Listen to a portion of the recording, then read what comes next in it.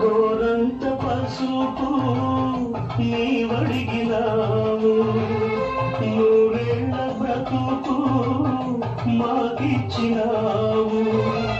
క్షణమొక్క రుణమై పెరిగింది బంధం, త్యాగాల మయమై సంసార బంధం.